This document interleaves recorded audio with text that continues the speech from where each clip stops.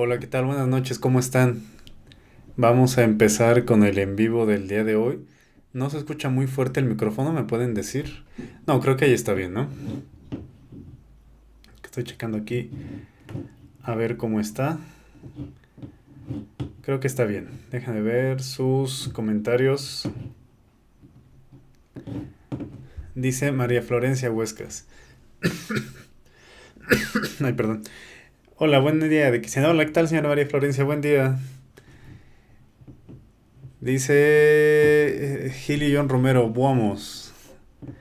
Sí, excelente y que está bien el micro. Perfecto, entonces se me escucha bien. Ok, vamos a empezar porque hoy es como siempre bastantita información y seguimos con esto de los hábitos, ¿no? Seguimos trabajando con los hábitos y ahorita vamos a ver cómo se le hace para hacer los hábitos irresistibles, para que no nos cueste trabajo llevar los hábitos.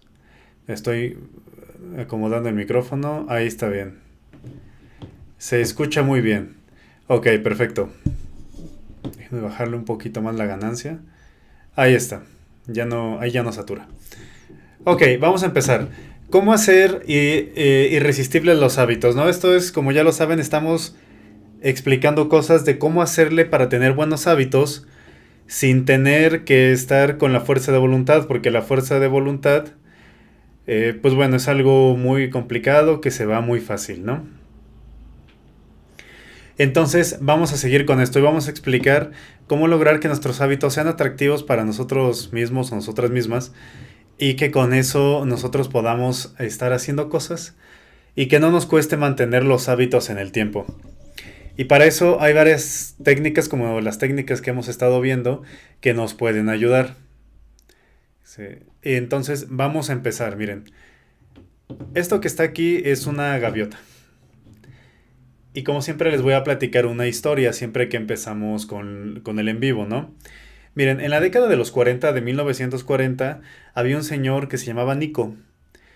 Y era un científico, era un psicólogo que llevó varios experimentos que transformaron sus experimentos hasta hoy en día la forma en la que comprendemos aquello que nos motiva. Recuerden que estamos siguiendo la fórmula de 4 pasos para tener buenos hábitos, que la primera es la señal, que ya la terminamos de ver en los en vivos anteriores, y ahorita vamos a ver el anhelo. Y recuerden que el anhelo tiene que ver con la motivación. Para que nosotros tengamos un anhelo por algo nos tiene que motivar tenerlo, ¿no? Entonces, este señor Nico encontró en los años 40 algo que transformó la forma en la que los seres humanos comprendemos la motivación, aquello que nos motiva. Este señor se apellidaba Timberger. Digámosle Nico. Nico para los cuates.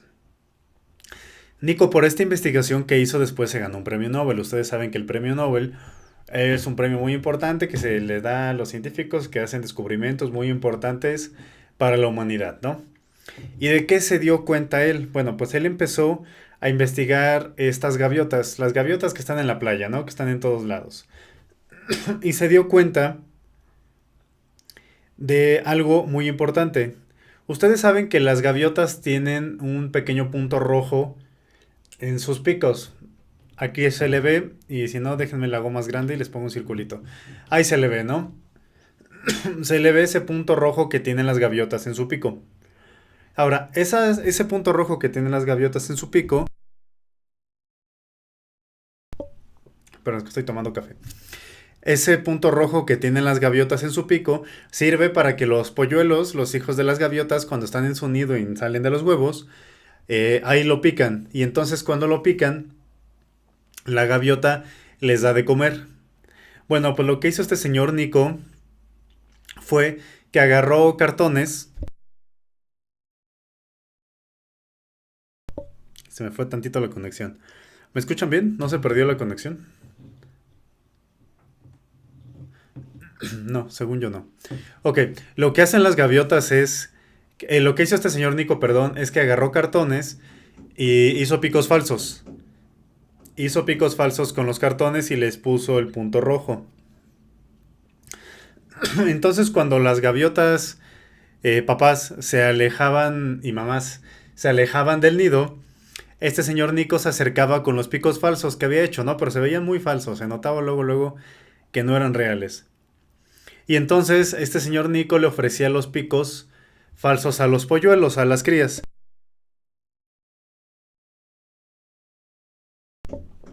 Y él pensaba que los polluelos pues no iban a querer los picos, ¿no? Que se iban a dar cuenta que eran falsos. Pero oh sorpresa, los polluelos no se daban cuenta de que los picos eran falsos. Entonces le picaban a los picos y le picaban fuerte ahí donde tiene el color rojito, como tiene la imagen. Y entonces Nico se dio cuenta de que esto era un estímulo para los polluelos. Y le picaban exactamente como si fuera el pico de su mamá, como si para que les dieran de comer, ¿no? Entonces se dieron cuenta de que le picaban exactamente a las manchas rojas.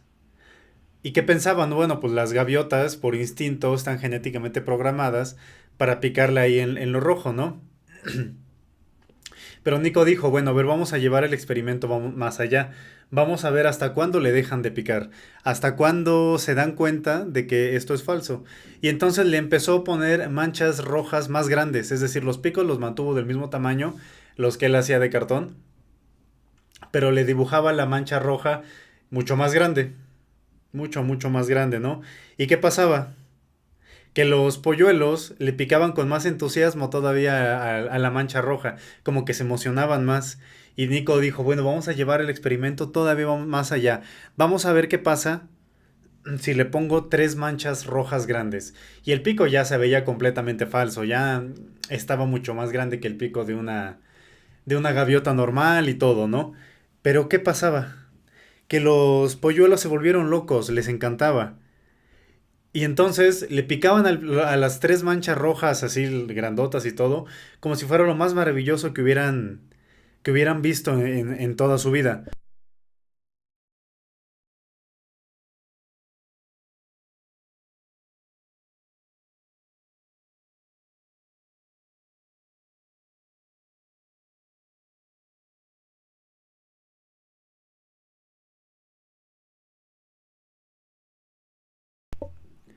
Bueno, ¿me escuchan? ¿Se perdió? ¿Se me escucha ya? ¿Hasta dónde se llegó a escuchar? Ah, ok, que era lo mejor que han visto. Ok, aquí estoy leyendo sus comentarios. Que era lo mejor que habían visto en sus vidas, ¿no?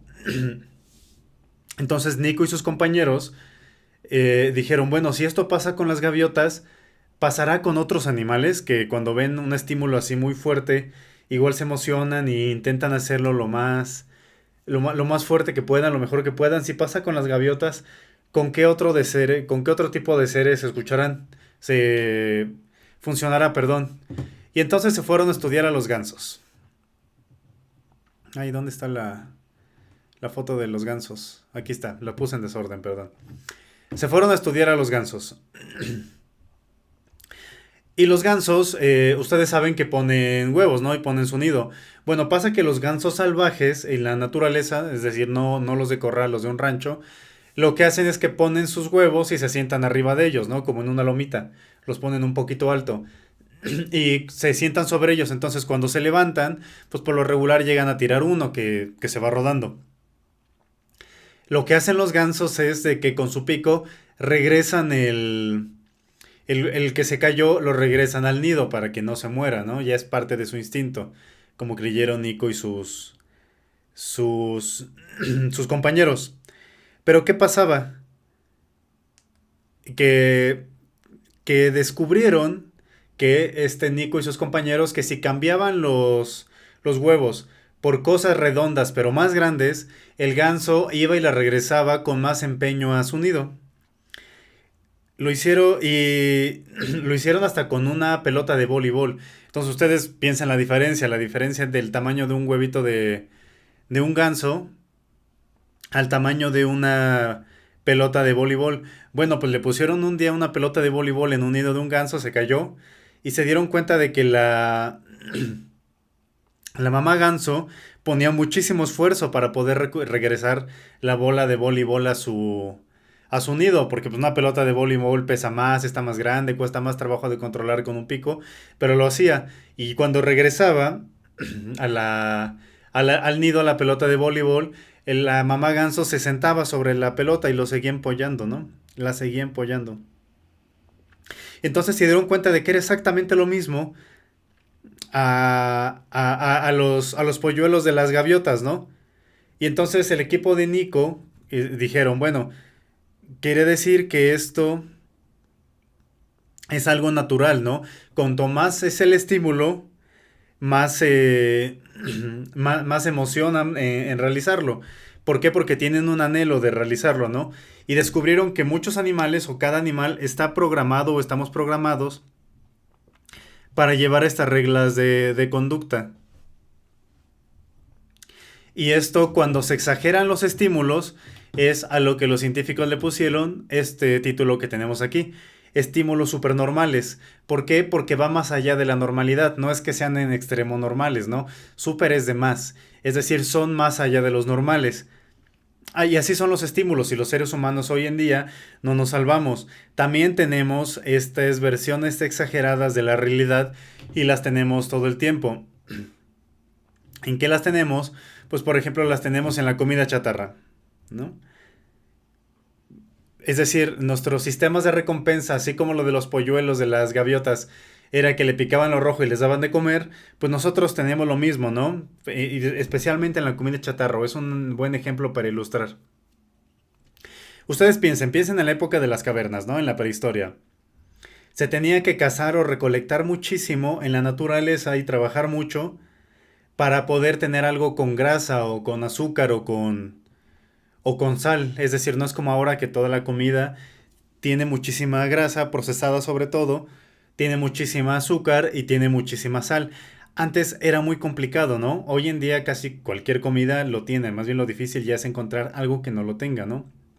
Antes en la época de las cavernas no era así, resultaba muy difícil y entonces nuestro cerebro evolucionó para sentirse bien consumiendo este tipo de comidas, porque antes si consumías esto, pues bueno, si después faltaba la comida, pues tenías esas reservas de grasa que acumula esta comida para sobrevivir, pero hoy en día, hoy no es así, porque antes pues no sabías cuándo ibas a volver a comer, ¿no?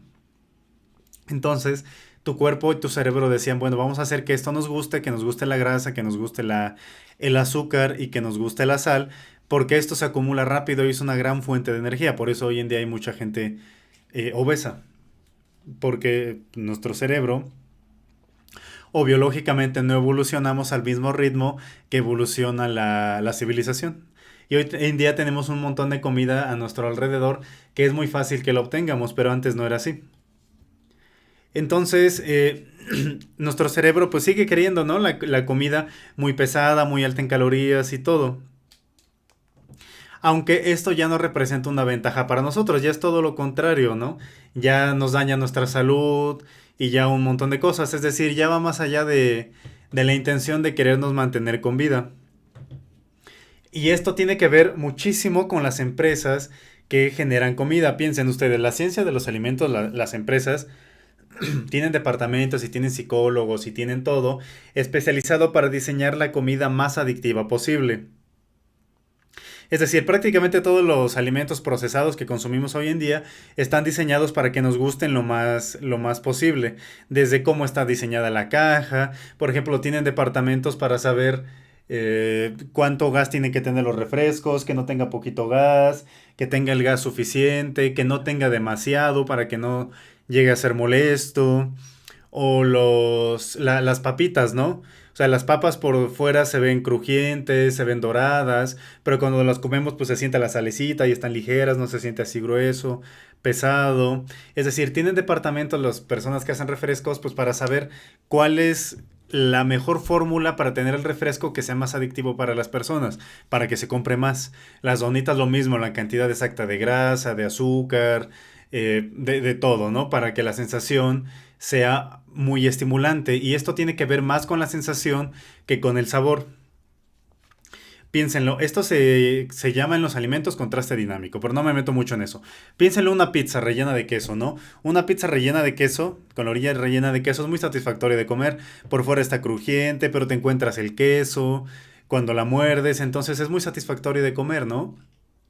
O las papas, hasta está el eslogan, ¿no? De que no puedes comer solo una. Pues no, porque se siente lo crujiente, el saborcito de la sal. Entonces todo eso es muy adictivo. Piensa en el contraste, por ejemplo, cuando comen lentejas. Las lentejas pues sí saben rico, pero después de la cucharada 17 de las lentejas, pues seguramente ya no emociona tanto comerlas como si sigue emocionando el bocado 17 de una pizza o la papa número 17 de un paquete de papas, ¿no?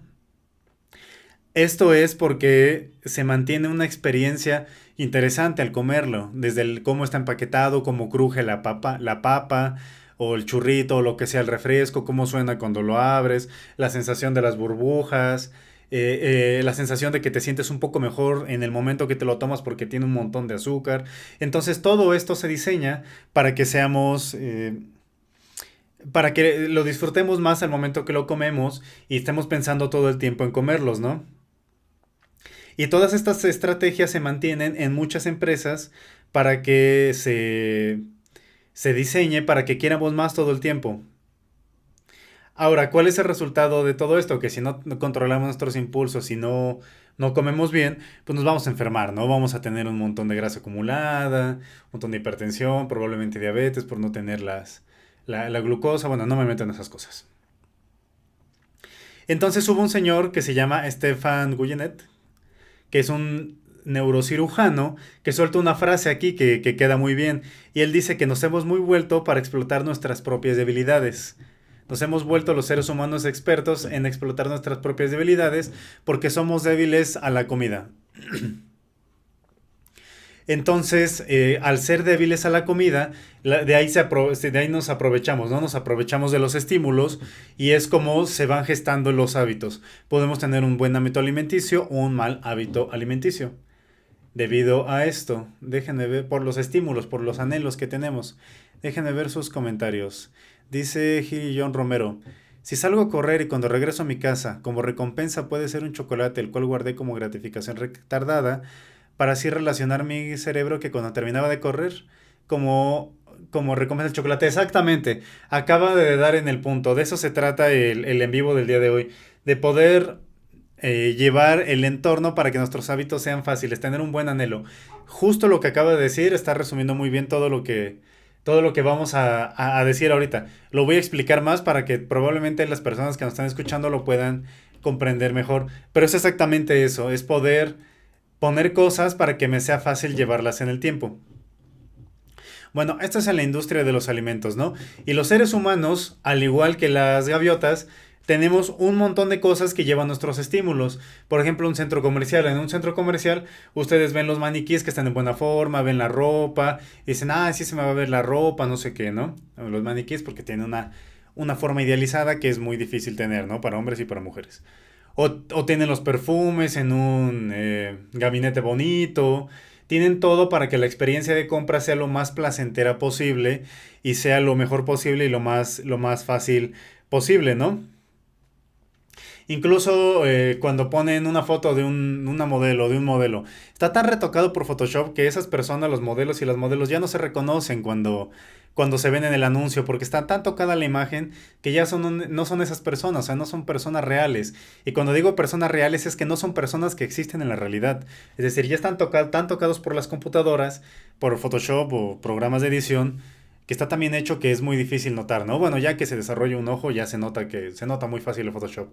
Pero normalmente, para todas las personas que no tenemos ese ojo desarrollado, pues no se nota tan fácil. Esto es exactamente lo mismo, lo que nos pasa a nuestro cerebro, a que a los polluelos de las gaviotas les pongan el pico de cartón grandote con las tres manchas rojas. O que al ganso, a la mamá ganso, y le pongan la pelota de voleibol para que le regrese a su nido. Es exactamente lo mismo, es decir, podrá ser el engaño un poco más sofisticado, o bueno, no el engaño, ¿no? El estímulo, el anhelo podrá ser más sofisticado, pero al final de cuentas es el mismo anhelo, es la magnificación del anhelo. Entonces, exageran los rasgos que naturalmente queremos para querer tenerlos, ¿no? Y entonces, si esto pasa hoy en día, las oportunidades y todo esto en el futuro seguramente cada vez va a ser más difícil de evitar. Y esto es directamente dentro de nuestro mundo moderno. Nosotros tenemos que lidiar con esto, tenemos que aprender a vivir con esto. Nuestros antepasados e incluso nuestros abuelos no tenían que lidiar con estos estímulos todo el tiempo. Era una vida más simple en este sentido, más difícil en otros, pero más simple en esto. Ellos no tenían que estar diferenciando estos estímulos de la comida chatarra, que la comida chatarra tiene más calorías, sabe mejor por eso, porque nuestro cerebro está programado para querer eso, porque está programado para evolucionar, ¿no? Y nuestro cerebro no sabe cuándo va a haber comida. O estas cosas, ¿no? De los supermercados, o las plazas, o los malls, o como le digan en donde viven, ¿no? Esto que está aquí en la foto. Y todo está todo está ahí puesto fácil para que nos sintamos atraídos hacia esto. Ahora, ¿cómo jugamos con esto a nuestro favor? Es exactamente como ponían en el chat. Tenemos que hacer que nuestros hábitos sean atractivos, porque si algo es atractivo, es muchísimo más posible que lo realicemos en el tiempo, sostenido como un buen hábito. Esto es la segunda ley, ¿no? Recuerdan que la segunda ley era hazlo atractivo. Si no, chequen el en vivo anterior o hace dos en vivos, no me acuerdo cuándo lo dijimos, que tenemos que hacer irresistibles nuestros hábitos, hacerlos muy atractivos para que los podamos tener y para que puedan ser sostenibles en el tiempo.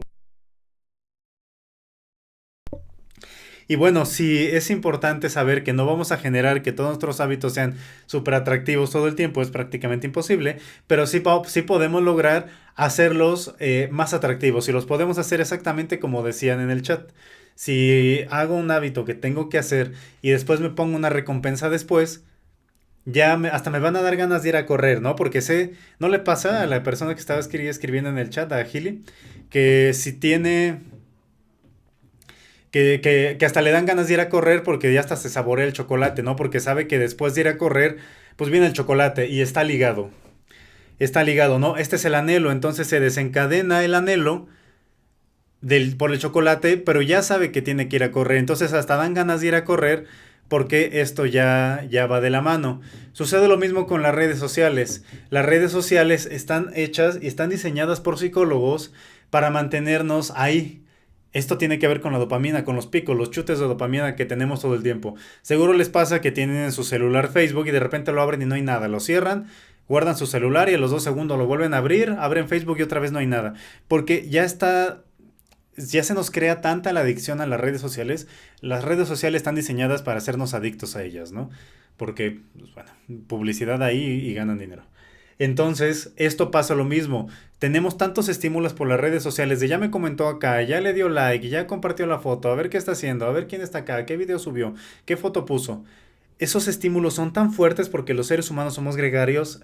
Gregario quiere decir que somos sociales, es decir, somos muy sociales, dependemos del grupo, ahorita voy a explicar un poco más eso, que por eso es que las redes sociales son tan efectivas y son muy peligrosas también, es un arma de doble filo, hay que saberlas usar, porque nuestro cerebro no está diseñado para llevar redes sociales. Yo creo que las redes sociales son un estímulo tan potente que no sabemos manejarlo. Nuestro cerebro no sabe manejar las redes sociales. Es así. Por eso las personas muy jóvenes, lo más recomendable es que no estén en las redes sociales porque les puede hacer mucho daño.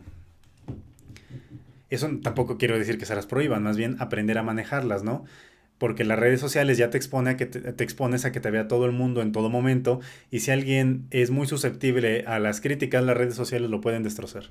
O al compararse con personas, ¿no? Todos nos queremos ver guapos y guapas y bonitos y poner los éxitos en las redes sociales, no ponemos las partes feas, y eso puede hacer mucho daño porque comparamos nuestra vida y pensamos que la vida de las otras personas va muy bien y que la de nosotros es una basura. Y la verdad es que las vidas del todo son muy iguales, pero las redes sociales por eso son muy peligrosas, porque nuestro cerebro no está diseñado para poder lidiar con eso. Y además, si le suman que las redes sociales están diseñadas por psicólogos para mantenernos ahí, para hacernos adictos a ellas, es muy complicado. Estos son los superestímulos o los estímulos supernormales que tenemos hoy en día los seres humanos. Esto no tenían que lidiar, con esto no se tenía que lidiar hace 15 años o hace 20, es muy nuevo. Las generaciones vamos teniendo problemas distintos, pero todos tenemos que lidiar ya con las redes sociales. Bueno, no me meto más en el tema, ¿no? Y aquí yo ya estaba hablando de la dopamina. Las redes sociales disparan la dopamina. ¿Y qué es la dopamina? La dopamina es una hormona o una sustancia que libera nuestro cerebro y las redes sociales no la liberan. Pero ¿qué es exactamente la dopamina y cuándo se descubrió? ¿Cómo funciona? Miren, la dopamina se sabe que existe pues, desde el principio del siglo XX, ¿no? Cambió el paradigma, es decir, cambió la creencia de la dopamina por ahí de 1954 con unos ratones y se descubrió como todo por accidente.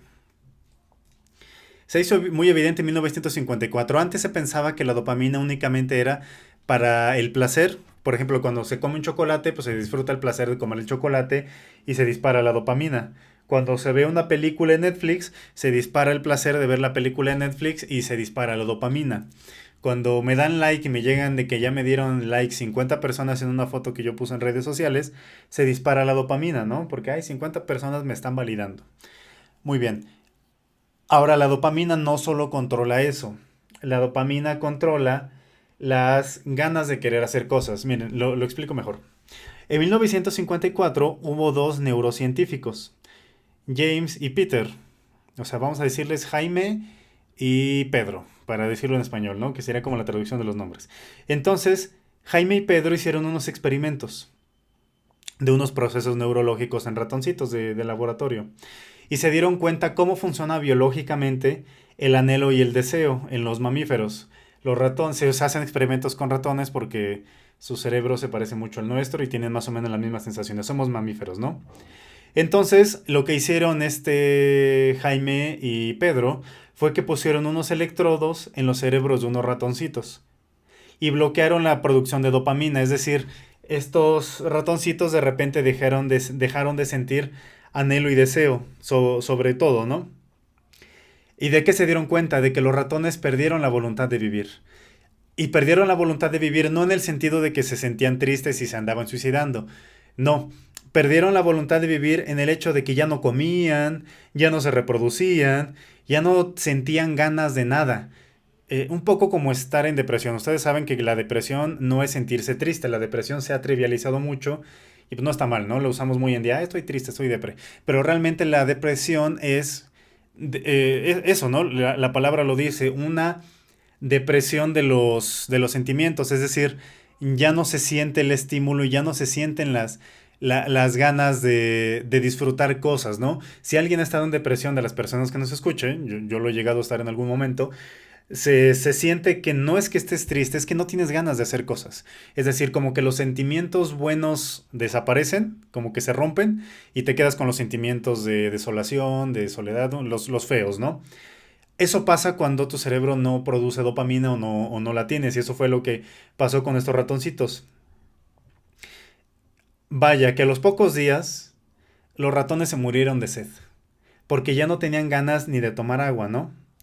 Después siguieron estudiando a los ratones, bueno, con otros ratones porque estos se les murieron, y se dieron cuenta de qué zonas del cerebro producen la dopamina.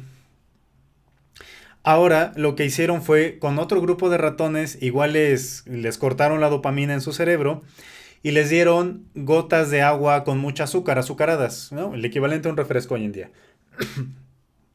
Bueno, como si tomáramos refresco, o sea, agua con mucho azúcar, ¿no? Y se dieron cuenta de que las ratas, bueno, los ratoncitos, se las daban en la boca, ¿no? Porque ellos ya no tenían ganas de ir a tomar agua. Sentían placer. Es decir, se dieron cuenta que la actividad en su cerebro reactivaba la sensación de placer, pero mientras tomaban el agua y mientras se las ponían en su boca. A pesar de que la dopamina estaba bloqueada, es decir, una vez que les daban el agua, pues el agua les hacía un estímulo y entonces veían que tenían la actividad otra vez de su cerebro. Es decir, sentían tanto gusto al tomar agua como cuando no les bloqueaban la dopamina en su cerebro. Pero ¿qué pasaba? Que cuando se les iba el estímulo ya no querían comer más. Otra vez ya no era de que les enseñaran el agua y quisieran ir a tomar agua, simplemente no existían las ganas otra vez de ir a tomar agua. Por eso la depresión es muy peligrosa y es importante no banalizarla y saber que si se necesita ayuda profesional es como tener gripe, hay que ir con ayuda profesional, no es muy peligrosa. Es decir, ya no sentían la capacidad de sentir placer. Su cerebro ya no recogía la dopamina porque se las habían bloqueado, ¿no? Es decir, se dieron cuenta de que sin el deseo de obtener placer, el placer de tomar el agua azucarada, la acción se detenía. Ya no buscaban tener la acción de ir y aunque tomar el agua con azúcar les producía placer, al no tener la dopamina en su cerebro, ellos ya no tenían la sensación de, o ya no tenían el anhelo de ir y probar el agua. Bueno, este grupo después ya los ratoncitos se salvaron porque les volvieron a poner la dopamina para que fueran normales, ¿no? Es decir, les quitaron la depresión, les quitaron la cosa esta que les bloqueaba la dopamina en su cerebro. Entonces, otros investigadores lo hicieron al revés.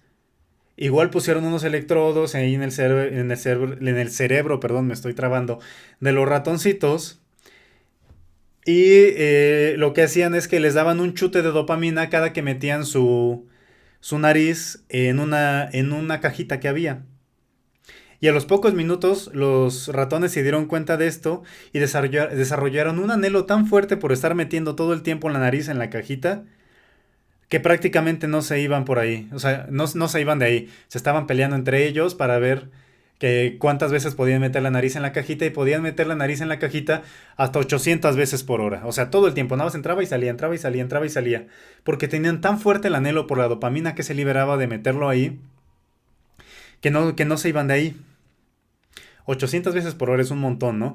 Y los seres humanos no somos muy distinto a esto. Ustedes piensan, las personas que son ludópatas, es decir, las personas que son adictas al juego, a apostar, pueden apostar en promedio 600 veces por hora en las máquinas estas que tragan monedas, ¿cómo se llaman? Las que les meten una moneda y le bajan la palanquita, ¿no? A ver si se sacan esas, no sé cómo se llaman, las tragamonedas. Es decir, los hábitos, los ratoncitos generaron el hábito de meter su naricita a la cajita, se impulsan mucho por la dopamina, por el anhelo de querer algo, por el, por el anhelo, por el deseo de tener algo. Entonces, por muchos años, los científicos pensaron que la dopamina solamente estaba relacionado con esto, con el placer, pero debido a estos experimentos, ahora sabemos que tiene mucho más, ¿no? En nosotros. Tiene mucho más en los procesos neurológicos. Por ejemplo, la motivación. Si yo no sé que voy a obtener una recompensa, pues no tengo la motivación para hacerlo, ¿no? No genero dopamina y entonces al no generar dopamina no tengo ninguna motivación para hacerlo. Y si, por ejemplo, si yo quiero aprender algo, tengo que estar motivado para querer aprender algo. Si yo no tengo la motivación de aprender, no lo voy a hacer. Entonces la dopamina también influye en el proceso de aprendizaje, en la memoria. Me lo aprendo porque me entusiasma aprendérmelo. Incluso hasta los movimientos que queremos hacer, ¿no? Porque vienen de un anhelo, de un deseo de querer hacer cosas. Y entonces cuando hablamos de hábitos, era como muy bien decían hace ratito en el chat, Gili. Tenemos que crear hábitos alrededor de la dopamina, alrededor de cómo queremos presentarlo a nuestras vidas. Bueno, aquí puse la foto de un cerebro para explicarlo, pero vaya. Y esto se llama pico de dopamina.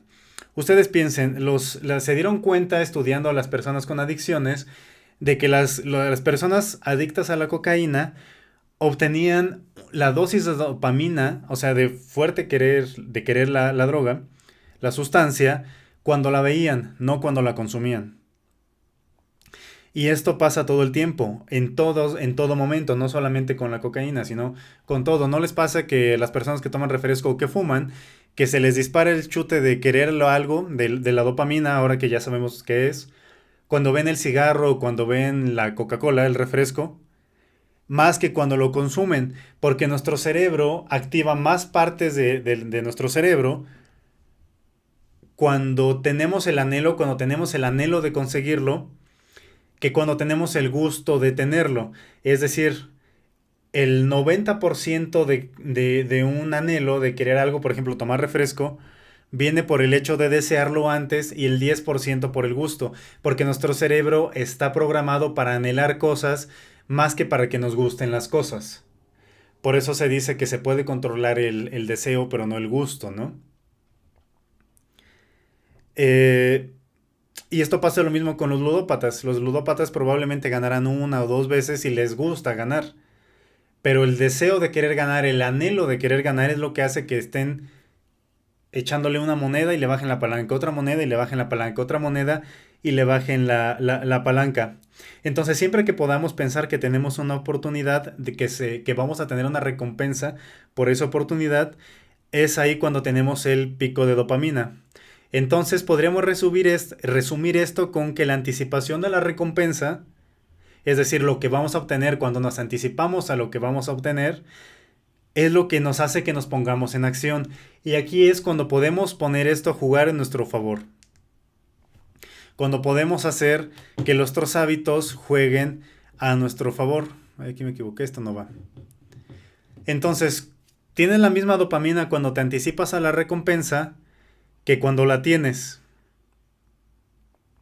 ¿Por qué? Por esto mismo que decía, nuestro cerebro está pensado o está diseñado, bueno, nuestro cerebro está construido, tenemos más circuitos, más canales que se activan o mayor parte de nuestro cerebro se activa cuando deseamos algo que cuando lo tenemos. Por eso siempre es esto de que el pasto del vecino siempre es más verde, ¿no? Es decir, deseamos tener aquello, siempre deseamos más algo que algo que nos guste. Cuando ya lo tenemos, pues vemos que no es la gran cosa, ¿no?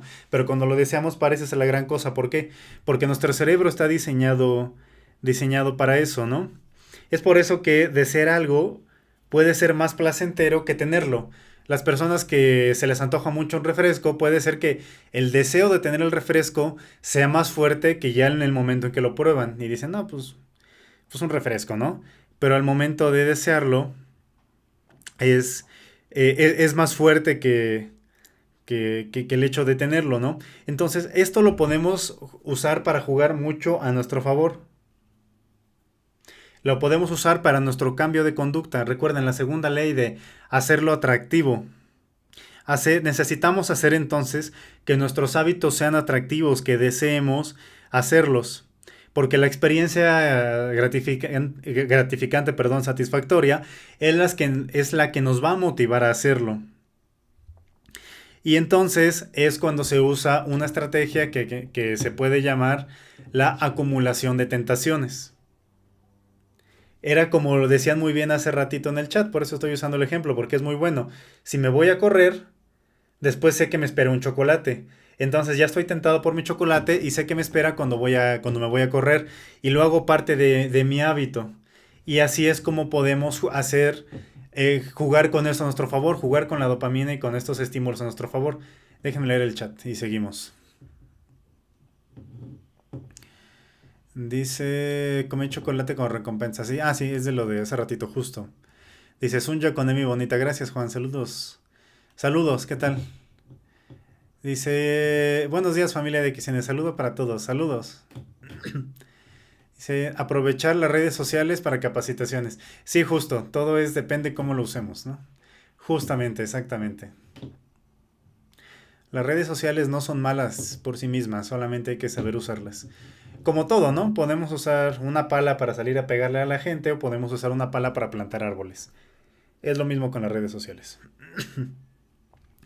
Entonces, ¿cómo usamos las redes sociales para esta cosa de la acumulación? ¿Cómo usamos las redes sociales? ¿Cómo usamos la dopamina, perdón? Para esta cosa de la acumulación de tentaciones. Miren, les voy a contar una historia. Había una vez un tipo que estaba estudiando en la universidad, ¿no? Y él estaba estudiando ingeniería en software. Entonces sabía programar cosas y sabía picarle a las computadoras. Pero ¿qué pasaba? Que a él le gustaba ver mucho Netflix. Y había otra cosa, que estaba pasado de peso. Él se quería poner en forma. Entonces decía, ¿cómo le hago para poder ponerme en forma si lo único que quiero ver en mi tiempo libre es Netflix? Me la paso estudiando y trabajo y quiero ver una película, quiero ver Netflix, ¿no? ¿Cómo le hago? Entonces se le ocurrió una estrategia. Él dijo, bueno, tengo esta bicicleta de estas estáticas que se usan para, pues de las estáticas, ¿no? Que se ponen en una sala y ahí se hace ejercicio. Y dice, voy a programar mi computadora o mi tele o donde yo veo Netflix para que si pedaleo a cierta velocidad, el capítulo avanza. Y si dejo de pedalear a esa velocidad, el capítulo se para. Entonces, si pasaba cierto tiempo y dejaba de pedalear con cierta velocidad, la película, lo que estuviera viendo, se paraba. Entonces, él iba poniéndose en forma y combatiendo su obesidad con la atracción, con su atracción de ver Netflix. Y así puso a jugar esto a su favor. Como él quería ver Netflix y quería el chute de dopamina por estar viendo Netflix, pues sabía que tenía que pedalear. Y entonces, esta es la estrategia de acumulación de tentaciones, ¿no? Él hizo de que la tentación de ver Netflix la puso a jugar a su favor, porque mientras hacía ejercicio podía ver Netflix. Si no hacía ejercicio, pues no podía ver Netflix. Porque dependía de cuánto pedalearía en su bicicleta, todo lo que iba a ver Netflix o no.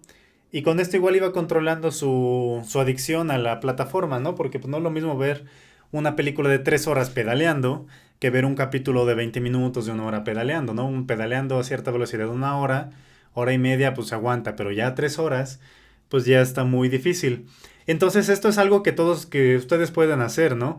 Ustedes pueden hacer como esta persona y pueden hacer lo mismo, pueden decir, bueno, voy a hacer esto y después tengo esto, algo que quiero hacer y después algo que me gusta hacer. Exactamente como decían con salir a correr y el chocolate. Miren, y lo pueden asimilar para que ustedes lo tengan. Y más o menos esta sería la fórmula. Esto es algo que los psicólogos llaman principio de Premack.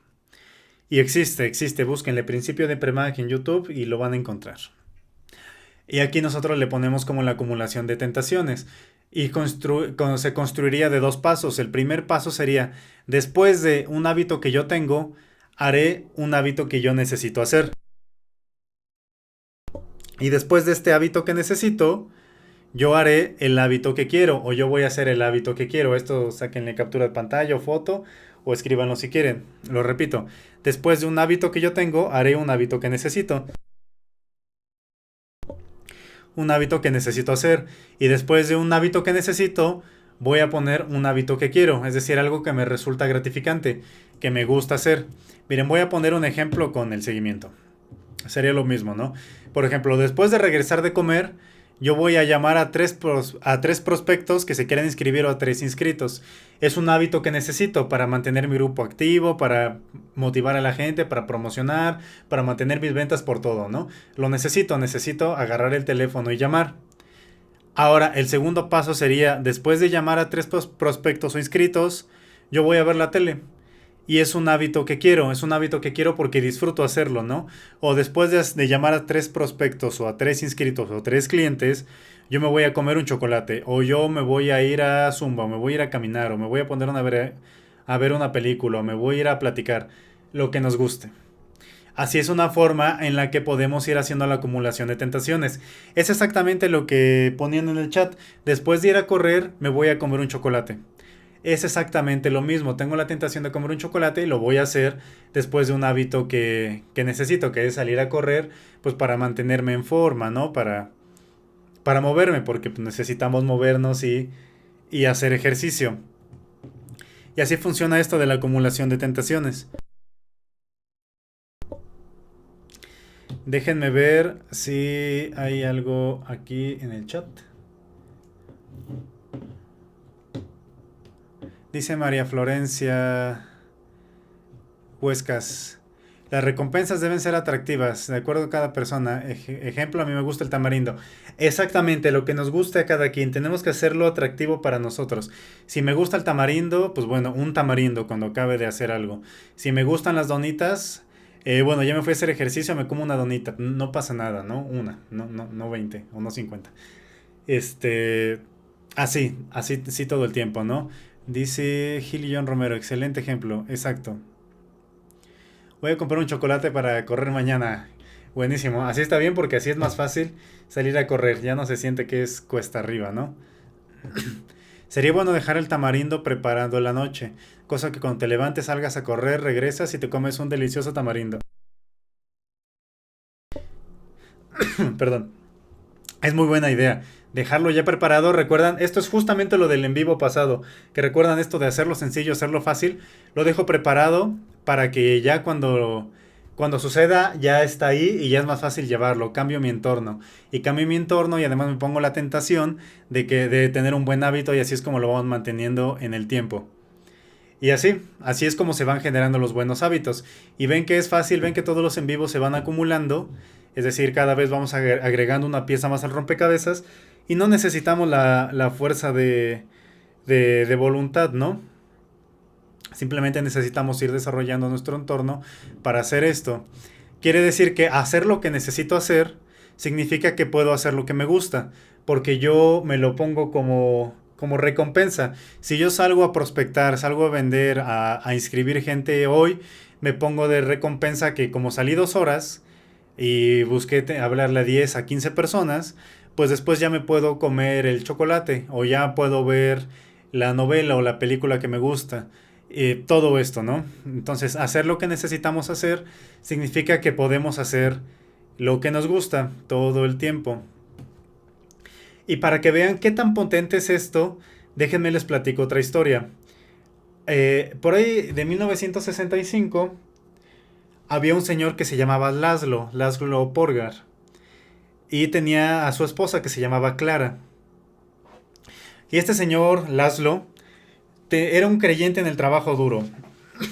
Él tenía la convicción y pensaba que el talento, si bien existe, no determina cómo te va a ir en la vida, que lo que determina es el trabajo duro, ¿no? Y él rechazaba por completo, es decir, él no estaba de acuerdo para nada con la idea de que del talento innato. Innato es de que naces con eso, ¿no? Él decía que eso no existe. Él se dice que con la práctica todos podemos desarrollar buenos hábitos y todos podemos llegar a ser muy buenos en muchas o en alguna cosa que nos dediquemos a hacer.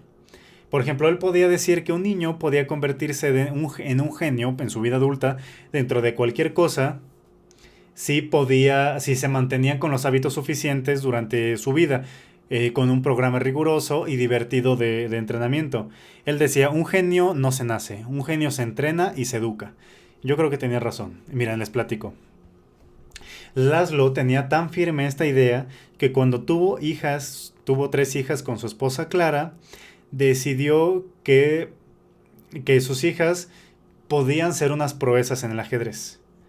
Entonces él decidió el ajedrez, ¿no? Porque él pensó que ese era un buen deporte y que les podía traer cosas buenas a su vida.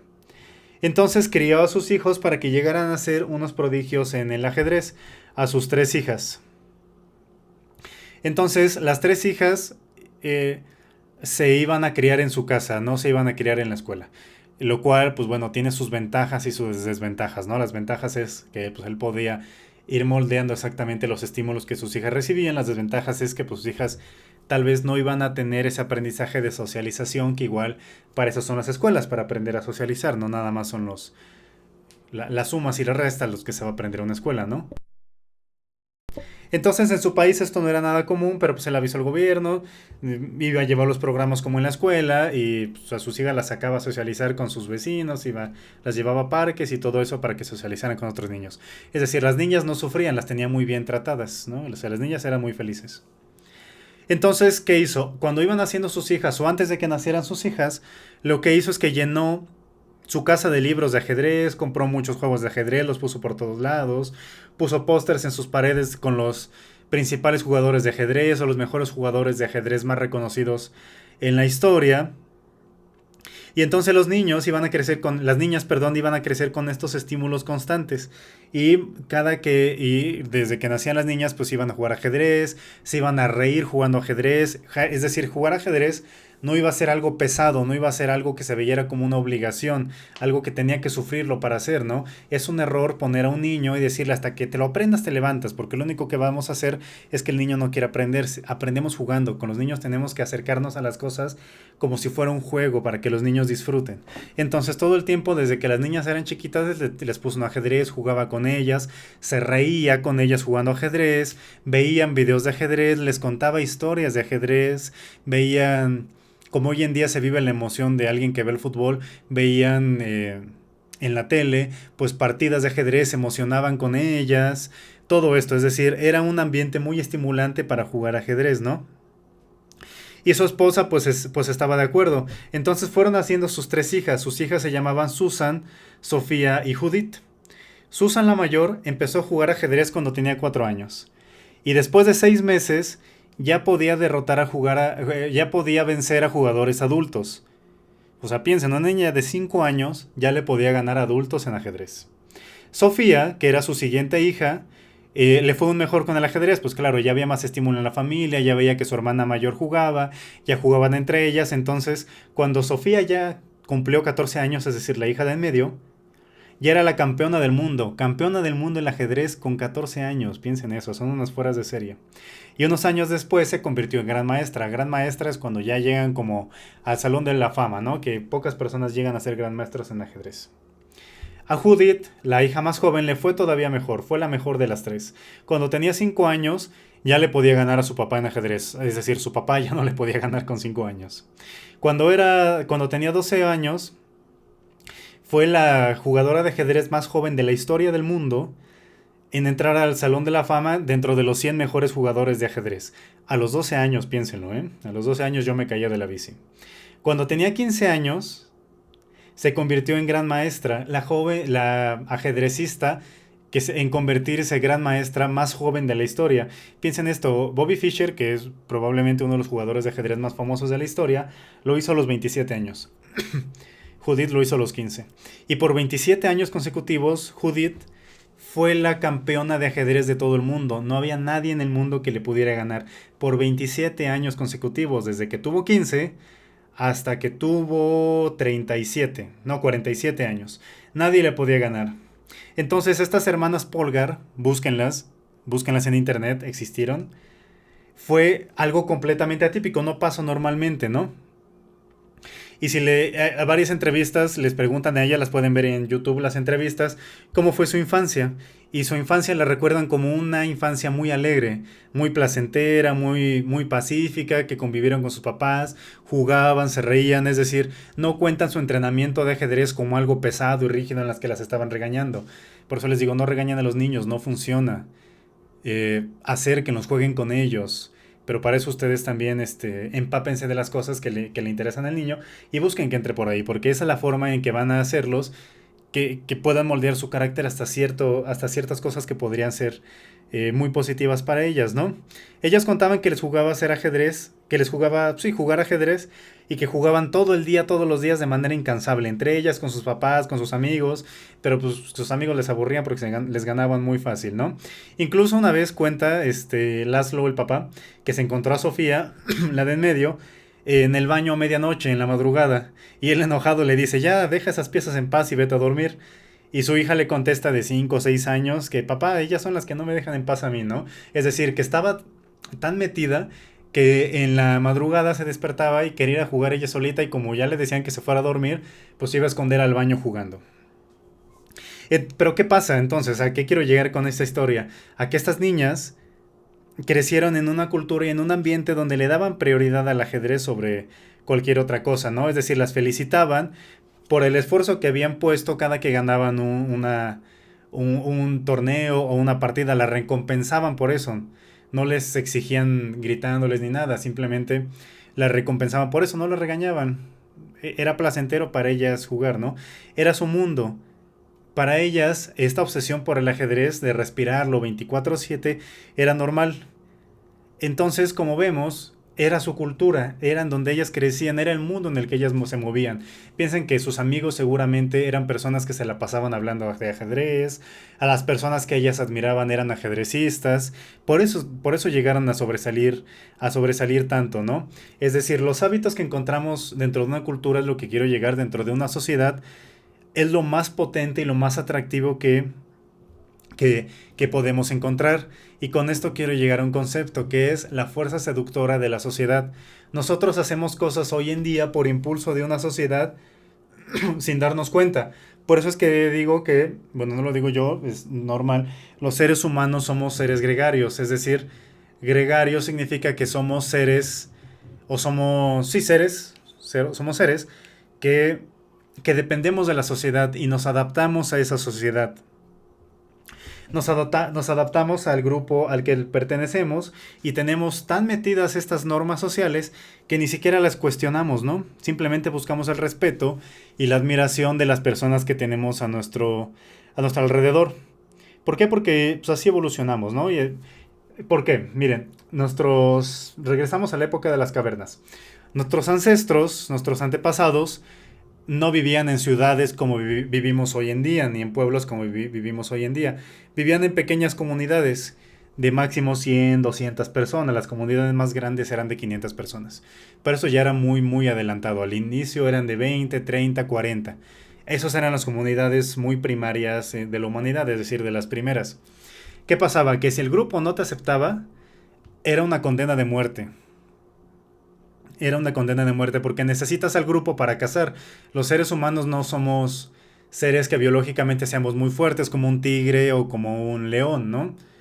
O como una pantera. Somos seres relativamente débiles, entonces físicamente débiles, vaya, necesitamos al grupo para poder cazar o necesitamos al grupo para recolectar frutas o para poder sembrar y poder cosechar. Porque si yo siembro, pues seguramente podré sembrar acelgas o podré sembrar frijoles o maíz, pero nada más. Y no puedo vivir únicamente de comer frijoles, maíz o de comer únicamente acelgas. Necesito más variedad en los alimentos. Entonces necesito más personas, necesito del grupo. Por eso es que somos seres gregarios y por eso es que la sociedad es tan importante para nosotros. Piensen en esta frase. El lobo solitario muere, pero la manada sobrevive. Necesitamos de nuestra manada. Nosotros no podemos ser lobos solitarios porque nos morimos. Necesitamos todos de todos. Somos seres gregarios, ¿no? Y lo decía este señor, lo decía Darwin. Decía, en la humanidad, aquellos que aprendieron a colaborar y a improvisar de manera más efectiva han prevalecido. Es decir, en la humanidad, las personas que aprendemos o que se aprenden a estrechar lazos y a colaborar con otras personas, a trabajar en equipo, son las personas que sobreviven, que son más exitosas, porque dependemos del grupo, dependemos todos de todos, y son las personas que mejor les va, ¿no? Como resultado de esto, de esta evolución, porque así estamos diseñados, piensen ustedes, es esto de sobrevivir en el grupo y de necesitar al grupo, la humanidad ha vivido así millones de años, la sociedad lleva un par de miles de años, no llevamos nada comparado a cómo está diseñado nuestro cerebro, por eso biológicamente no tenemos las adaptaciones que sí ha tenido la civilización, que sí ha tenido la tecnología. La tecnología ha sobrepasado, y por muchos miles de años, a cómo a nuestros cambios biológicos, ¿no? Entonces, los más profundos deseos que tenemos como sociedad, como individuos, como seres humanos, es pertenecer a un grupo. Y esto tiene una influencia muy potente en nuestro comportamiento moderno, tanto que ni siquiera lo notamos. Miren, nosotros no elegimos nuestros hábitos, sino que copiamos lo que vemos alrededor. Somos como vemos que se comportan nuestras familias. Es decir, por eso muchas veces dicen, es que los patrones se repiten. Pues sí, ¿por qué? Porque son patrones aprendidos, es decir, lo aprendemos sin darnos cuenta que lo aprendemos y muchas veces no sabemos que lo tenemos y ya está ahí aprendido. Como decía el filósofo Montaigne, las costumbres y prácticas de la vida en sociedad nos arrastran con ellas. No podemos luchar contra ellas. Bueno, sí podemos, pero necesitamos conocerlas primero. No podemos pelear contra algo que no vemos, ¿no? Y esto para bien y para mal. Entonces, heredamos muchas cosas de nuestra familia, la iglesia a la que vamos, la escuela donde estudiamos, la colonia donde vivimos, la ciudad en la que vivimos, la sociedad en la que vivimos, la cultura en la que vivimos. Todo esto nos influye en la forma en la que pensamos, en la que actuamos, en la que nos comportamos. Piensen más o menos qué es lo que anhelamos para nuestra vida. Mucha gente anhela casarse, tener hijos. Estos son cosas aprendidas, ¿no? Mucha gente no. ¿Cuánto me gasto en una fiesta? Digo, ¿por qué nos gastamos tanto dinero en una fiesta de 3 años o de 15 años y no nos gastamos la misma cantidad de dinero en una fiesta de 5 años o de 11 años? ¿Por qué? Porque todo esto lo vamos aprendiendo de la sociedad, ¿no? Y no está mal. No está mal, simplemente son cosas que suceden. Es decir, las normas sociales son leyes invisibles, son como guiones que están ahí en nuestro comportamiento del día a día y siempre están presentes aunque no pensemos en ellas. Es decir, siempre las tenemos ahí aunque nosotros no sepamos que están ahí. Y nosotros seguimos estos hábitos de nuestra cultura sin pensar, no los cuestionamos y ni siquiera muchas veces pensamos que existen. Y no está mal porque así estamos constituidos los seres humanos. No les digo que vayan y peleen contra todo, no, pues así simplemente existimos y es bueno que sepamos que existimos, ¿no? Por eso esta frase de Montaigne, las costumbres y prácticas de la vida en sociedad nos arrastran con ellas. Es como un río, nos lleva en su cauce. Entonces, la mayor parte del tiempo, las reglas del grupo, por eso es que no las sentimos como una carga, sino que las sentimos como un anhelo, como un estímulo al que queremos pertenecer. Y esto explica por qué estas ajedrecistas fueron tan buenas y por qué fueron tan fuera de serie, porque su estímulo, su grupo, estaba desde antes de que nacieran pensado para que llegaran a alcanzar estos niveles, ¿no? Por eso si creces dentro de una familia que te reconforta, que te celebra los logros en el ajedrez, pues te gusta el ajedrez, ¿no? Y el ajedrez es muy importante para ti y buscas y vas a llegar a niveles altos. Si trabajan o su entorno es de gente que aprecia mucho el cómo se visten con trajes y con ropa cara y aprecian mucho estas cosas, pues bueno, seguramente ustedes serán más propensas o más propensos a comprar ropa cara o a comprar trajes muy caros, ¿no? Porque buscan pertenecer, todos buscamos pertenecer. Les digo, esto no es malo, simplemente es bueno que, que sepamos. O en grupos de amigos, tal vez haya un chiste interno que entendemos en el grupo de amigos y nadie más lo entiende y esto también es bueno, ¿no? O frases que usamos que entre nosotros nos entendemos, por eso dicen, chiste local. Porque así funciona. Así funcionamos los seres humanos. Y hay tres grupos, tres grandes categorías de grupos a los que buscamos pertenecer. Es decir, tres grandes conjuntos de grupos en los que adoptamos los hábitos. Uno es el grupo de personas cercanas. El segundo es el grupo de personas numerosas. Y el tercero es el grupo de gente poderosa. Ya no tardo mucho y les explico esto. Miren, el primero, imitamos a los grupos de personas cercanas. Hablo de nuestra familia, ¿no? Hablo sobre todo de personas cercanas en el ambiente físico. Aquí sí no influyen tanto las redes sociales. Es decir, nosotros seleccionamos o llevamos nuestros hábitos de acuerdo a la gente que nos rodea. Copiamos, por ejemplo, la forma en la que nuestros padres llevan sus vidas, ¿no? Sus argumentos, por qué hacen las cosas que hacen. Y esto lo aprendemos de forma tan inconsciente y tan subconsciente de las dos, que nosotros vamos repitiendo esos patrones sin darnos cuenta. Es decir, igual con nuestros amigos, nosotros nos comportamos en la forma en que nos vamos comportando con nuestros amigos, ¿no? O nuestros compañeros del trabajo. Si nos juntamos con gente que tiene buenos resultados, vamos a ir teniendo buenos resultados. Si nos juntamos con gente que no, pues no. Aquí por eso es muy cierto el dicho este de júntate con lobos y aprenderás a aullar, porque imitamos los hábitos de personas que están cerca de nosotros. Y así estamos programados, así es nuestro cerebro. No es que seamos influenciables y de carácter débil, es que así estamos programados o nuestro cerebro así está hecho para sobrevivir. Piénsenlo, si ustedes de repente tienen el hábito de revisar dos veces o de cerrar con llave las puertas y van y la checan dos veces, van a ver que las personas de alrededor de ustedes seguramente van y checan que la puerta esté cerrada dos veces y las ventanas y todo antes de que se vayan a dormir. Todos desarrollamos este mismo hábito.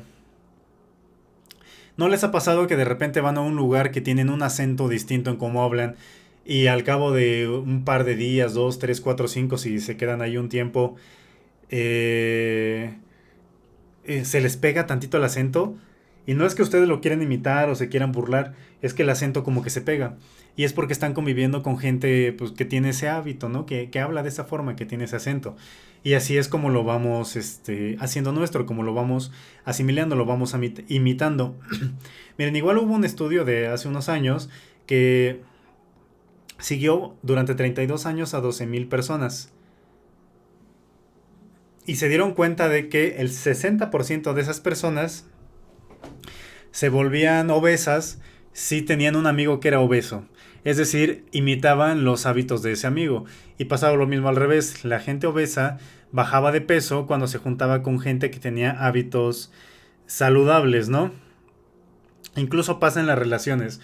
Si alguien está con una persona que subió de peso, es muy probable que la otra persona también suba de peso. Pero también es muy probable que la persona que entró a la relación subidita de peso baje de peso y se ponga en forma porque su pareja es una persona que lleva hábitos saludables. Funciona de las dos maneras. Es decir, no sé cuál sea el factor para que suceda cualquiera de las dos, pero pasa lo mismo. Es decir, la presión social es real. Y esta presión social invisible nos impulsa a seguir la misma dirección que sigue la gente con la que estamos cerca. Pasa con la familia, con los amigos, con todo. Y con esto no quiero decir que la presión social sea mala. Es mala si estamos rodeados de influencias que no nos benefician o no nos llevan al lugar en el que quisiéramos estar, ¿no? Pero cuando lo trasladamos a juntarnos con grupos de gente que son beneficiosos para nosotros, esta presión social la ponemos a jugar a nuestro favor. Miren, por ejemplo, salió de que en el Instituto de Massachusetts, en el Tecnológico de Massachusetts, en el MIT, tienen un departamento de robótica que acepta 10 personas al año. Y estas personas siempre hacen la prueba para ser astronautas. 6 de estas 10 personas logran pasar la prueba. La prueba la hace en la NASA y lo hace con gente de todo el mundo. Cualquier persona en el mundo se puede anotar o puede ir a la convocatoria de ser astronautas, pero poco lo logran. Quiere decir que este grupo estaba tan enfocado en querer llegar a ser astronautas que sus esfuerzos estaban puestos en esto. O sea que si alguien quiere ser astronauta, probablemente el mejor lugar para estar en el mundo sea en el Instituto de Massachusetts, en el Tecnológico de Massachusetts. Porque estas personas están enfocadas en llegar a ser astronautas. Entonces júntense con gente que esté enfocada en el objetivo que ustedes quieren lograr, porque se van a convertir en ese tipo de persona. Ven cómo esto va muy de la mano con lo que decíamos en vivos pasados, que no busquen el objetivo, busquen convertirse en el tipo de persona que alcanza sus objetivos. Y esto con la presión social lo pueden lograr si ponen a jugar a la presión social a su favor. Si se juntan con gente o con grupos que tienen los mismos objetivos que ustedes o que van por el mismo camino que a ustedes les gustaría ir, van a llegar. Van a llegar tarde o temprano. Y esta es una de las estrategias más efectivas cuando quieren tener buenos hábitos. Quiere decir es que además de que ustedes crean el ambiente necesario en su casa de forma individual, crean el ambiente igual con el grupo de personas que ustedes conviven, que tiene las conductas que ustedes anhelan tener para los objetivos que ustedes desean alcanzar. Pero eso primero va por convertirse en este tipo de personas y en tener los hábitos de este tipo de personas que están buscando llegar ahí, ¿no? Y con esto, que ustedes desarrollen nuevos comportamientos o hábitos, va a ser mucho más fácil de alcanzar porque ya están rodeados de personas que tienen eso. Si quieren bajar de peso y tener buena condición física, pues júntense con personas que les guste llevar un buen estilo de vida saludable, que les guste comer saludable, que les guste salir a hacer ejercicio. Y dicen, bueno, yo no conozco este tipo de gente. Bueno, vayan a lugares donde sí existe este tipo de gente. Seguramente en un gimnasio existe este tipo de gente, o en lugares donde hacen zumba o pilates o yoga o no sé, o gente que sale a correr en la mañana o que sale a caminar. Si se juntan con gente, va a ser mucho más fácil que ustedes mantengan estos hábitos a futuro. Entonces, vean que un hábito se convierte en un comportamiento normal y cotidiano. Entonces busquen esa presión social donde ese hábito es normal y cotidiano, y como ustedes van a desear pertenecer a ese grupo, el hábito no lo van a sentir como una carga, todo lo contrario, se va a disfrutar porque van a ver que de repente es como de, hoy levantaste más peso en la barra, qué bueno, mira, yo te ayudo, échale más, hoy bailaste muy bien, mira, yo te ayudo, vamos a intentar esta vuelta nueva. Y así ese sentimiento de pertenencia les va a ayudar más que ir en contra. Y lo van a disfrutar. Entonces busquen gente que esté muy cerca de esto, ¿no? Y además con esto va a ser que estén en contacto con gente con los que tienen intereses en común. Y van a disfrutar mucho más pertenecer a este grupo, porque ya tienen intereses en común de antemano, ¿no? Y así, si les gustan las películas, júntense con gente que les gustan las películas. Y no hay forma más fuerte de mantener la motivación que esta. Juntarse con gente que comparte sus intereses y que tiene objetivos común. Y entonces la misión personal pasa a ser una misión de grupo, pasa a ser una misión colectiva. Y ya es más fácil llevarla, ¿no? Por ejemplo, ustedes quieren llegar a ser embajadores Corona. Bueno, júntense con gente que quiera llegar a ser embajadores Corona. Porque entonces ustedes ya no es que yo quiera llegar a ser, es que estoy en un grupo que va a llegar a ser embajadores Corona. Y por eso tenemos estas capacitaciones. Y por eso nos estamos tardando, o no nos estamos tardando, le estamos dedicando el tiempo suficiente a poder explicar bien los hábitos y mantenerlos en el tiempo. Porque entonces ustedes llegarán a hacerlo. Están en un grupo que no es que ustedes quieran llegar a ser empresarios independientes, es que ustedes ya lo son. Ustedes son empresarios independientes, no importa el rango que tengan en este momento, pero están buscando llegar a más rangos, ¿no? Y entonces el cambio y el desarrollo ya no es una lucha de ustedes contra el mundo, ya es en un grupo. Por eso es tan importante que formen equipos. Y es tan importante que estos equipos estén bien encaminados y tengan un ambiente saludable. Es importante reírnos, es importante jugar. Nosotros al fin y al cabo seguimos siendo niños. Así tengamos 30, 40, 50, 70, 80 años. Seguimos siendo niños, aprendemos jugando, hay que jugar. ¿Sí? Y así esto es crucial para poder mantener una buena, un buen ambiente y poder tener buenos hábitos. El segundo grupo de gente que imitamos es que imitamos a la mayoría. Imitamos a la mayoría todo el tiempo. Miren, y aquí les voy a platicar otra historia. En 1950 hubo un psicólogo que se llamó Salomón. Y Salomón llevó una serie de experimentos que hoy en día se hace mucho en los estudiantes de licenciaturas. Y este experimento se llamó así, experimento de conformidad social. Y ahí tenemos dos tarjetas. El experimento de conformidad social se trata de que había un grupo de actores que metían a un salón, ¿no? Metían a un espacio. Y este grupo de actores les decían, mira, ahorita va a llegar el sujeto del experimento y les vamos a dar dos tarjetas. La tarjeta que tiene una sola rayita y la tarjeta que es la segunda que tiene A, B y C. Y el experimento va a ser de que vamos a preguntar que en la segunda tarjeta en la que tiene las tres rayitas, ¿cuál es la rayita del mismo tamaño que la tarjeta que tiene solo una? Aquí todos vemos que la respuesta correcta sería la C, ¿no? La C tiene la rayita del mismo tamaño. Le decían a los actores, ustedes van a decir una respuesta equivocada, todos van a decir que es la A. Es obvio que la A no es, pero todos van a decir que es la A. Entonces al sujeto que estudiaban, llegaba y lo metían, entonces les daban las tarjetas y les hacían la pregunta, uno por uno, lo sentaban y les decían uno por uno, vamos a ver, ¿cuál es la respuesta correcta? ¿Qué rayita tiene el mismo tamaño que la rayita sola? ¿La A, B o la C? Y todos decían A, todos iban A, respuesta correcta A. Y así les iban diciendo que A, ok, A. Y la persona que estaba en el experimento después no sabía, decía, oye, uno pues se equivocó, pero ya todos, ¿será que yo me estoy equivocando? ¿Será que la respuesta de verdad es la A? Y en el 75% de los casos, es decir, de cada 100 veces que preguntaban, 75 veces respondían, las personas que a la que le estaban haciendo el experimento, la que no era actor, que era la A. A pesar de que esa persona en el fondo probablemente sabía de que estaba dando la respuesta correcta o dudaba de sus capacidades y decía, no, si es la A. Y esto pasó en el 75% de las veces. Quiere decir que solemos imitar a la mayoría, pensamos que estamos mal o preferimos equivocarnos a no pertenecer. Y esto pasa todo el tiempo. Es importante que lo sepan porque si ustedes en algún momento están muy seguros seguros o seguras de sus convicciones, sepan que ir a contracorriente es muy duro.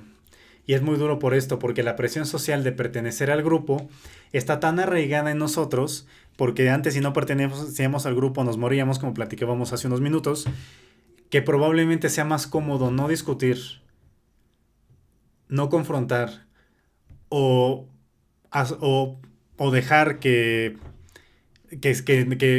nuestra respuesta sea otra a la que pensamos, que ir en contra del grupo. Esto es muy fuerte. Pero así estamos diseñados. Entonces, si en algún momento ustedes tienen una opinión distinta, quieren ir a contracorriente, sepan lo que va a ser muy duro y necesitan una fuerza de voluntad y una entereza mental muy fuerte para poder hacer esto. Y además, claro que ustedes estén en lo correcto, ¿no? Que no se equivoquen. Que eso ya es otro tema. Y la tercera forma de gente a la que nosotros seguimos es que imitamos a los poderosos. ¿Por qué? Porque solemos pensar que, que si imitamos a los poderosos, vamos a llegar a tener su estatus. Muchas veces estamos en lo correcto, muchas veces no, pero así estamos programados, ¿no? No es de que esté bien o esté mal. Aquí yo no estoy diciendo que algo esté bien o está mal, simplemente estoy describiendo cómo es que nosotros nos relacionamos con los grupos y por qué y cómo podemos poner a jugar eso a nuestro favor. Es decir, no estoy diciendo si algo está bien o está mal, ¿no? Solemos imitar a los poderosos porque solemos pensar que los poderosos estamos, solemos pensar que los poderosos tienen la actitud correcta y tienen las respuestas a todo. Y eso no está mal porque la mayoría de las veces podría suceder así, ¿no? Imitamos a los poderosos todo por esto. Y entonces vemos cómo los poderosos o la gente que tiene un estatus alto solemos imitarlos y muchas veces puede ser para bien o para mal. Aquí sí les diría tengan mucho cuidado con esto porque las personas con poder muchas veces no es tanto por sus habilidades, puede ser por un montón de cosas. Muchas veces sí. Hay que aprender a ver la virtud y hay que aprender a distinguir los vicios. Los vicios y la virtud es algo muy difícil de controlar, pero es importante saber que esto existe. Vean a quién imitamos y por qué lo imitamos y si imitar a ese comportamiento me va a llevar a ser el tipo de persona que yo quiero ser. Y entonces, como ven, ya aprendimos un montón de cosas, ¿no? Porque ahorita aprendimos que el ambiente en el que vivimos va a determinar cuáles son las conductas atractivas para nosotros. Las conductas atractivas para nosotros se van a convertir en hábitos, estos hábitos se van a convertir en sistemas y estos sistemas nos van a llevar a convertirnos en un tipo de persona que va a alcanzar los objetivos que queremos alcanzar. Como ven, todos los en vivos están relacionados, nada más que cada vez vamos explicando un detallito. ¿Qué más? Que solemos o tendemos a adoptar hábitos que son celebrados y aprobados por el ambiente en el que vivimos. Por lo tanto, estos hábitos son naturales porque deseamos pertenecer a un grupo. Por eso es que adoptamos estos hábitos y que tendemos a imitar hábitos de tres grandes grupos. El cercano, que es la familia, el amplio, que sería la tribu o la multitud, que podría ser la sociedad en la que vivimos, y las de los poderosos, aquellos que cuentan con un estatus elevado y que tienen prestigio. Solemos imitar estos hábitos, ¿no? Y que una de las estrategias más poderosas y efectivas para poder construir hábitos consisten en unirnos a grupos que tienen los hábitos que nosotros queremos tener. Buscamos grupos donde tengan los comportamientos que queremos llegar a tener o los objetivos que queremos tener y que tengamos que tener algo en común con el grupo. ¿Qué más aprendimos? Que el comportamiento normal de la tribu, es decir, la cultura, es más fuerte que el deseo colectivo. Si nosotros deseamos ir en contra del grupo, ya sea para bien o para mal, va a ser muy duro, va a ser muy complicado. Y que muchas veces vamos a preferir aceptar que estamos equivocados a tener que estar solos e ir en lo correcto. Por eso los grandes genios o las personas que van a contracorriente son muy raras porque tienen una entereza mental tan fuerte que son uno entre un millón, porque ir en contra de la corriente de verdad es que es muy duro. Y que ciertas conductas nos pueden dar aprobación, respeto y elogios, y que por eso las encontramos más atractivas, para bien o para mal. Y aquí se trata de poner a jugar esto a nuestro favor. Si nosotros queremos tener un bono alto y crecer en DXN y alcanzar rangos altos, pues juntémonos con gente que efectivamente sale a trabajar, que efectivamente sale a buscar gente, que le da seguimiento, que se capacita, que capacita a su gente. Y busquemos acercarnos a grupos que mantienen esto como hábito, porque la fuerza del grupo y la presión social positiva va a ser tan beneficiosa que nosotros vamos a terminar adoptando estos hábitos y sí o sí, se los aseguro, vamos a llegar a cobrar estos bonos y vamos a llegar a estos rangos porque estamos juntándonos y estamos haciendo equipo con gente que mantiene estos hábitos y que mantiene esto hacia futuro. Y con esto termino el en vivo del día de hoy. Ay, me pasé un poco de tiempo. Bueno, no pasa nada, de YouTube nadie nos corre. Y con esto es que vamos a tener estos hábitos, ¿sí? ¿Les gustó la presentación del día de hoy? Así es como vamos a hacer irresistibles nuestros hábitos y cómo los mantenemos para el futuro. ¿Les gustó? Leo sus comentarios. ¿Cómo ven? Sí logran notar que todos los en vivos que estamos haciendo con esto de los hábitos están relacionados, es decir, que no simplemente estamos diciendo cosas porque se me ocurrió hoy, sino que más relacionados y van encadenados, estamos construyendo cimientos fuertes para poder llevarlos poco a poco y llevar nuestro barco a buen puerto, ¿no? Como se dice. ¿Les están gustando? Dice Gili John Romero, excelente. Muy bien, qué bueno que les está gustando. Clarines, dice John Romero. Esa es la actitud, clarines, cornetas. Estamos en el camino de generar buenas comunidades para generar buenos hábitos. Y nosotros, el ser líderes, también conlleva en generar nosotros esa comunidad, en generar un grupo que tenga esos buenos hábitos. Eso es parte del trabajo de ser un líder, ¿no? O digamos, ese es el trabajo de ser un líder. Bueno, les leo dudas, preguntas, comentarios, saludos. ¿Les gustó o no les gustó? ¿Cómo van con esta serie de hábitos? ¿Les está gustando la serie que estamos llevando? Hoy me pasé un poco de tiempo, siempre intento no pasarme, pero creo que le medí mal. Bueno, no pasa nada, fueron 20 minutitos, ¿no? Dice María Florencia Huescas, muy interesante, muchas gracias, fue muy claro. No, al contrario, gracias a usted, María Florencia, por la confianza y por acompañarnos y por estar aquí con nosotros todos los lunes a las 8 de la noche. Bueno, pues si no hay nada más por el momento, dudas, preguntas, comentarios, pues yo me despido. Sí, claro que yes, qué bueno que les están gustando. Yo me despido, no les quito más su tiempo. Me voy a hacer otro café, dice Guillermina González. Excelente información, qué bueno que les está gustando. Si no hay más por el momento, más dudas, preguntas o comentarios, pues yo me despido. Me voy a hacer otro café porque el que tengo ya se me enfrió porque no lo podía tomar por estar hablando, que siempre me pasa. Me lo voy a calentar y me voy a hacer otro. Y nos vemos el siguiente lunes, misma hora, mismo canal. Continuamos con los hábitos. El siguiente lunes vamos a ver cómo eliminar los malos hábitos que ya tenemos. Cómo quitar el anhelo de esos malos hábitos para poder deshacernos de esos y sustituirlos por buenos hábitos. Entonces, nos vemos la siguiente semana. Bye bye.